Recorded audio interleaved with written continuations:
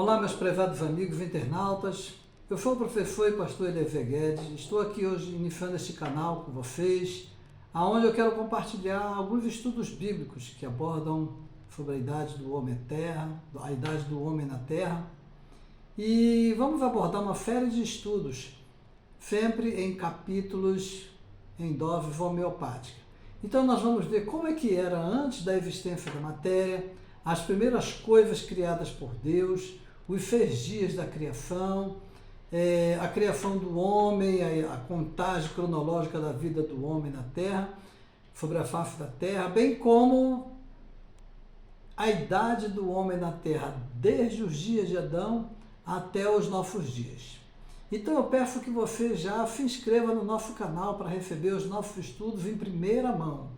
Ao final do vídeo, deixe o seu like e nos ajude a divulgar esse estudo, que eu julgo fez de grande relevância, porque muitas vezes algumas pessoas até não aceitam o evolucionismo, mas também não têm argumentos para defender o criacionismo. Então, essa série de estudos que nós vamos ver está baseada no meu livro, A Idade do Homem na Terra, que pode ser adquirido por meio do link abaixo. Quando chegar ao final, a gente vai colocar o link para você já tomar conhecimento. Sendo assim, segue o nosso primeiro estudo. Esse primeiro estudo que vamos ver hoje, falaremos acerca do antes da existência da matéria, ou seja, antes das coisas serem criadas, como é que era a vida na eternidade. Então, o assunto a ser abordado ao longo dessa série de estudos cronológicos começa com a narração sobre como tudo começou. Isso é, o que havia antes do começo da matéria, antes dos seres angelicais e antes da existência dos mundos.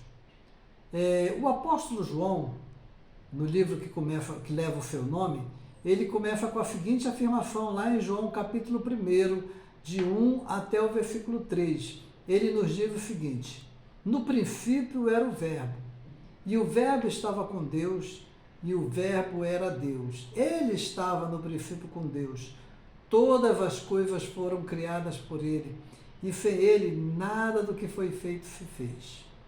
Então a gente vai ver que o escritor nos informa que antes de existir qualquer coisa visível ou palpável, Deus, o Criador, ele já nas pessoas do Pai, do Filho e do Espírito Santo, ele já existiu por si próprio, por toda a eternidade.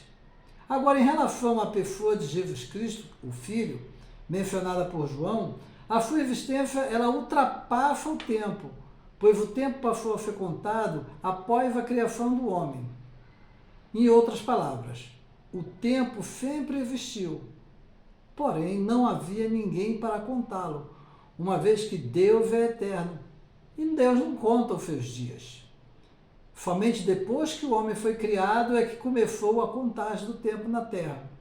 Porque aqui na Terra nós temos noites, nós temos dias, estações do ano, temos o Sol, temos a Lua para regular a contagem do tempo. Deus está numa esfera muito diferente da nossa. Então, como ele está totalmente fora do nosso ambiente terrestre, onde lá não existe nem dia, não existe noite, não existe anos, séculos, ou seja, Deus existe, não existe o ontem, o hoje e o amanhã para Deus. Logo não existe dia nem noite. Então, não existe contagem de tempo para Deus, porque ele existe por toda a eternidade. Então, sendo assim, a gente vai ver que tudo que existe no mundo dos vivos, no mundo dos mortos e no mundo angelical são frutos da criação de Deus. E por meio de seu poder criador, as coisas vieram à existência. Quando a gente lê em Hebreus capítulo 11, versículo 3, a Bíblia nos diz o seguinte: pela fé nós entendemos que os mundos pela palavra de Deus foram criados, de maneira que aquilo que se vê não foi feito do que é aparente. Então nós vemos e nós aceitamos essas coisas pela fé. Se não for pela fé, não tem como a gente acreditar. Haja vista que nenhum ser humano estava presente quando as coisas começaram a ser criadas por Deus. Então, a nossa mente ela tem um pouco de dificuldade de entender e imaginar como é que seria o universo de Deus sem a existência das coisas materiais e das coisas espirituais que foram criadas. A gente fica imaginando o que Deus fazia, como é que era lá em cima. Mas a gente vai ver que em um determinado momento da eternidade, lá atrás, as três pessoas da Trindade, ou seja, o Pai, o Filho e o Espírito Santo, chegaram a um acordo de que deveriam criar os seres angelicais e os mundos, para que pudessem receber a adoração das suas criaturas e que eles também fossem outorgados de poder, domínio e autoridades de uns sobre os outros. Para quê? Com o propósito de que houvesse harmonia entre todos os seres criados. Quando a gente lê em Efésios, capítulo 1, versículo 4 ao versículo 6, o apóstolo Paulo nos dá a seguinte mensagem: como também nos elegeu nele antes da fundação do mundo, ou seja, antes que o mundo fosse feito, já estava no projeto de Deus a nossa eleição, para que fôssemos santos e irrepreensíveis diante dele em amor, e nos predestinou para filhos de adoção por Jesus Cristo, para si mesmo, segundo o beneplácito da sua vontade, para louvor e glória da sua graça, pela qual nos fez agradáveis a si no amado. Então, de acordo com o ponto de vista humano, a gente vai ter a impressão de que a vida de Deus deveria ser um verdadeiro tédio. Poxa, parece que Deus não tinha nada para fazer. Como é que seria a vida dele? Aparentemente, Deus não tinha nada que fazer, não tinha com o que se preocupar, não tinha nada para controlar. Mas esse é o ponto de vista humano. Mas no ponto de vista humano, divino, a gente vai ver que a nossa mente e a nossa vida são falíveis, imperfeitas e limitadas. Deus não precisa e nunca precisou de algo para se entreter, porque Ele nunca precisou de uma motivação para existir. Nós aqui na Terra, nós precisamos de um motivo para existir, para trabalhar, para fazer as coisas. Deus nunca precisou desse motivo, porque Ele por si só, Ele já se basta. Então Deus, Ele é composto por três pessoas distintas. Embora sejam três pessoas distintas, eles têm características e personalidades distintas, independentes e com vontade própria.